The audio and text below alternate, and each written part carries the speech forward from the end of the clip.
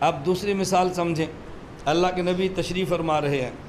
عنوان ذہن میں ہے، رمضان المبارک کا مہینہ عظمت والا ہے، اور پہلی بات کیا فرمائی؟ فیہ لیلۃ خیر من الف شہر، اس میں رات ایک ہے اور 1000 ماہ سے بہتر ہے۔ دیکھو برکت والی رات ہے۔ اب دوسری بات اللہ کے نبی نے پھر سمجھائی، فرمایا رمضان مبارک ایسا مہینہ ہے کہ جعل اللہ صیامہ فریضہ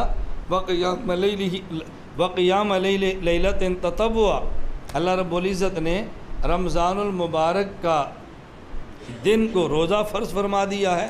اور رمضان المبارک کی رات کو تراویح کو اللہ پاک نے فرض تو نہیں فرمایا لیکن عبادت کے لیے مستحب قرار دیا ہے۔ رمضان کا روزہ دن کا اور رمضان کی رات کی تراویح۔ اب دن کو روزہ رکھنا ہے اور رات کو تراویح ہے۔ اب اللہ کے نبی برکت کی مزید تشریف فرما رہے ہیں، آدمی عام دنوں میں روزہ بھی رکھتا ہے اور عام دنوں میں رات کو قیام بھی کرتا ہے، رات کو نوافل بھی پڑھتا ہے، لیکن رمضان کا روزہ اور رمضان کا نوافل، علم میں اور عام روزوں اور عام نوافل میں فرق کیا ہے؟ اب اللہ کے نبی فرماتے ہیں دوسری بات سمجھیں، رمضان کے دن کے اور روزے کو اللہ نے فرض قرار دیا اور رمضان کی رات کی تراویح کو اللہ نے مستحب قرار دیا قیام کو، اور اس میں ملے گا کیا؟ فرمایا من تقرب فیہ بخصلۃ کان کمن ادی فریضۃ فیما سوا، رمضان کو اگر رمضان کی رات کو آپ نے نفل پڑھ لیے تو یہ دیکھنے میں نفل ہے لیکن اس پہ جو اجر ملے گا وہ غیر رمضان کے فرض کے برابر ہوگا۔ تو رمضان کا نفل برکت والا ہے، رمضان کا نفل غیر رمضان میں فرض پڑھے تو فرض کا اجر ہے اور نفل ہو تو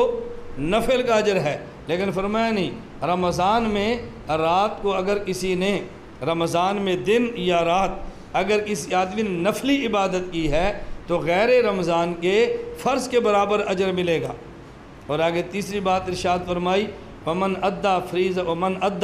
فریضۃ فیہ کان کمن ادی فریضۃ فیما کان کمن ادی 70 فریضۃ فیما سوا، اور اگر کوئی آدمی رمضان میں روزہ رکھتا ہے جو فرض ہے، نماز پڑھتا ہے جو فرض ہے، زکوٰۃ دیتا ہے جو فرض ہے، اگر رمضان میں آدمی کوئی فرض عبادت ادا کرتا ہے اللہ اس کو غیر رمضان کے 70 فرضوں کے برابر اجر عطا فرمائیں گے۔ تو رمضان برکت والا ہے، نفل ہو تو غیر رمضان کے فرض کے برابر، اور اگر یہ فرض ہو تو غیر رمضان کے 70 فرضوں کے برابر۔ ویڈیو کے نیچے سبسکرائب کے بٹن پہ کلک کریں، بیل کے آئیکن پہ کلک کیجئے تاکہ ہر نئی ویڈیو کی نوٹیفیکیشن آپ کو مل جائے۔